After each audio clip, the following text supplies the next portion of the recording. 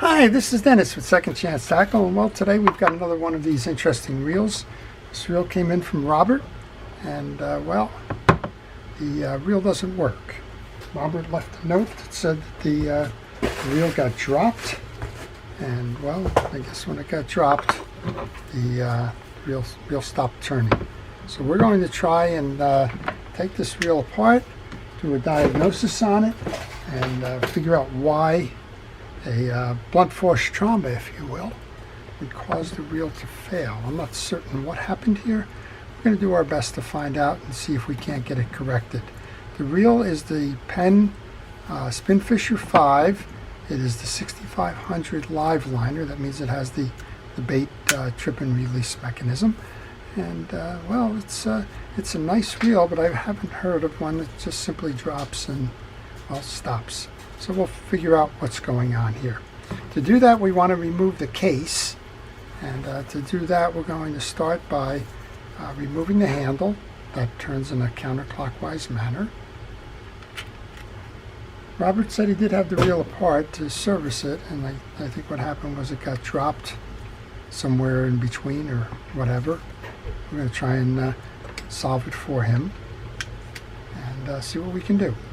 A lot of what you do in reel repair is about diagnosis, about looking at possible causes. I have no idea what may have broken from that, but we're going to take a step-by-step approach here and try and figure that out. While we do that, I want to encourage you to subscribe to my channel if you like these types of videos. And if you do, then by all means use that notification button to let you know when I'm posting. And well, you can make a decision as to whether that's something you'd like to see.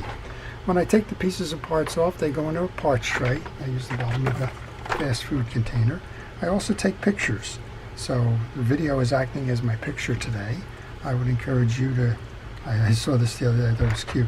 Whatever your image capture device is, use it to take the pictures as you disassemble the reel so that you can know where the pieces and parts go when it's time to reinstall.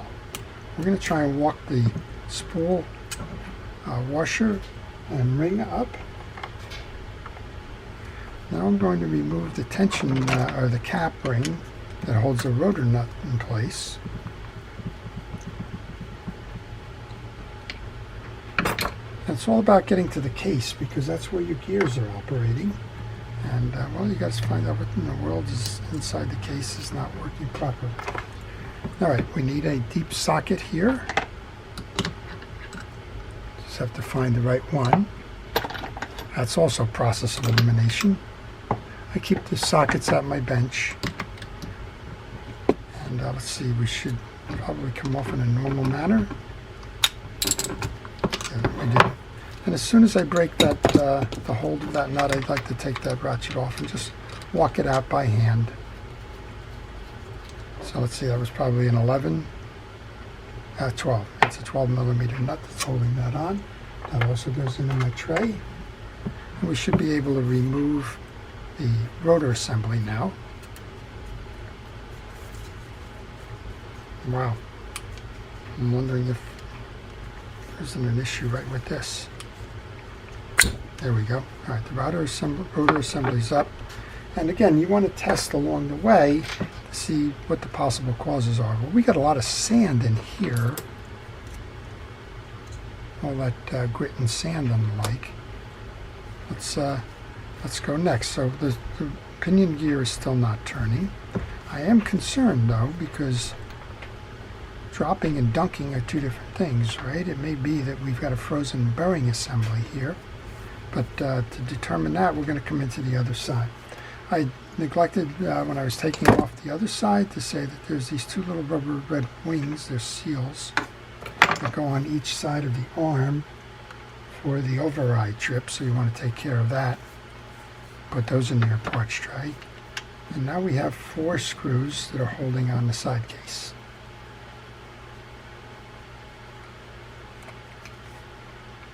So let's take those out. So the live liner is a popular reel. It's used, well, just for what it's saying. It's used to drift live baits like bunker. It's also used to drift chunks. What it does is it releases the rotor to enable it to feed line out without having to open up the bail assembly every time you want to let some line go. That's good as you work on a bait that's going to be swimming off. So I'm taking the screws out now. I'm going to put them on my table here. And I want to make sure that they're all the same size. I just worked on a Daiwa Regal where they were different screws. So you always want to make sure that those screws are the same. We can find a place in our parts tray for that. Well, let's take the case off now. If we can. We've got the case open on the one side. Okay, well, after a little bit of an effort, I was able to back this off enough to get clearance here. Let's take the side case off. That looks good. Again, let's see what's going on. Still frozen. We want to remove the axle shaft next. Now we're starting to get to the point where we can hypothesize a little bit. I think what's happening is we've got a frozen pinion gear frozen to the bearing up top there. We'll find out. Next up, we remove the screw that's holding on the little lock for our axle shaft and pull up the axle shaft and off. And why I would think this would be easy with everything else frozen, I don't know. Let's find the adjuster button.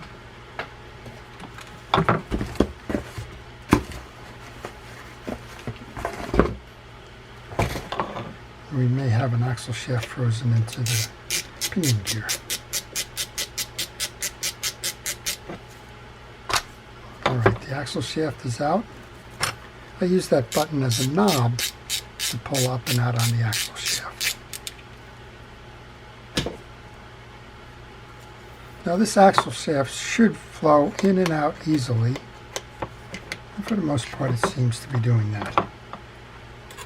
I'm going to remove the crosswind block at this point. And we've got a broken piece here. We have a broken crosswind block. So let's see, does everything turn after that? Well, it does. Okay, so we found out what the issue was. It's a broken crosswind block that was jamming the mechanism. So this crosswind block should look like that, and it's been fractured, and that's what's caused the issue with this wheel.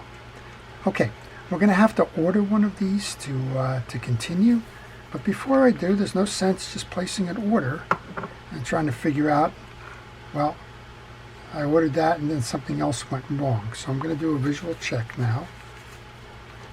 When it's fractured, you want to check to make sure that your oscillation gear didn't go down for the count as well. So what I'm doing is I'm rolling this, and it probably would make good sense to replace it. It's an inexpensive part. It's only a $2 or $3 part, but because it was resting on there, and because that gear fractured there, you want to make sure that well, you take precaution on it. So I think what we'll do is we'll order the replacement crosswind block and the oscillation gear for sure. I'm checking the teeth that would drive the oscillation gear on the main gear. That's okay. Checking the main gear teeth. You want to check it from two sides. You want to check the profile,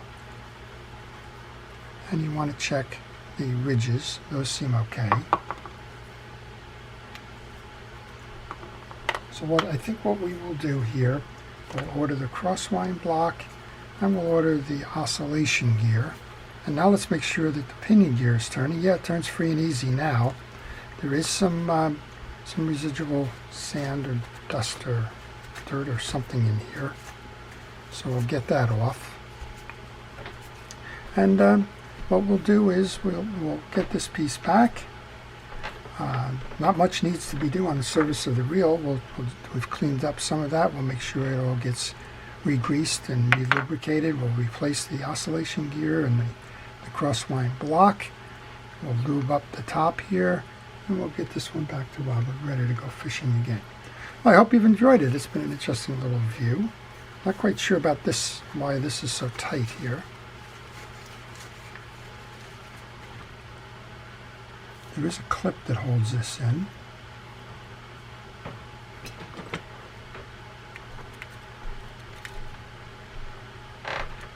There is a clip that holds that on. You walk that clip out, and you should be able to pull down and out on this case now. There we go. And, well, not quite sure what's going on here. There's a lot of dirt in here.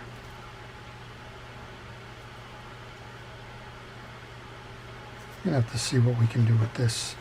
Right now, I think the best answer to what I can do with this is to just soak it in penetrating oil, see if that can have an effect. All right, well, we've taken this as far as we can go. We've noticed that there is a broken part in here. That's what's caused the reel to fail. Why the dropping broke that particular part, I don't know. It's not very solid metal, that's for sure. I do know that. But what it is beyond that, I'm not sure.